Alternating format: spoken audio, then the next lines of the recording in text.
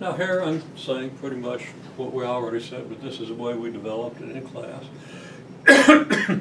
Acceleration versus net force for the Atwood machine appears to be linear, so the net force seems to be directly proportional to the acceleration. Like I say, you've got a little correction on that graph. You kind of have to move the vertical axis. So in the ideal case where there's no friction, this is what you would expect. Acceleration versus the number of clips that have been transferred.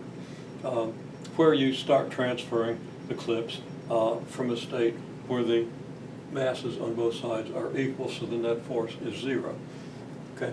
Now this is for 50 gram masses, two 50-gram masses plus a number of paper clips. If you have 100-gram masses, you have a similar graph.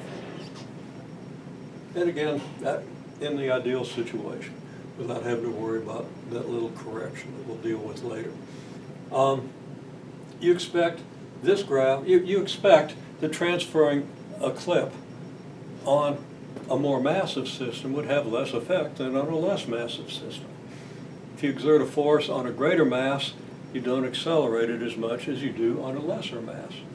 And it turns out, again, from the data, that this slope is confirmed to be within experimental error half of this slope. At least that's what the data shows us. So more effect on the smaller mass, greater slope for the 50 kilogram mass. Also, then if you double the mass, you get less slope. And if the mass is doubled, you get half the slope. Again, our experiment should make that very plausible. And then our conclusion is that F net is proportional to A, where K is the proportionality constant. And F net is proportional to K times the mass. And I'm waving my hands on that a little bit. You can think through why that ought to be. This K is not the same as this K. It wouldn't even have the same units because acceleration and mass don't have the same units. And then you get another constant up here. From this and this, you conclude that F net is some constant multiple of the mass acceleration product, and you choose your units so that K is 1. In that case, F net is MA. Okay, well, we have pretty much talked about that, and this is the way we developed it in class. And you get your F net MA triangle that we mentioned in the preceding video. So, we want to talk about what the units of F net are. Okay, well, it depends on what units you're using to measure mass and acceleration. Okay, if your mass is in grams and your acceleration is in centimeters per second squared, then F net is in what units? Well, F net is mass times acceleration. If mass is in grams, acceleration is in centimeters per second squared, then F net is in grams times centimeters per second squared. And this unit of force measurement actually has a name. It's called the dyne. The gram centimeter per second squared is a dyne.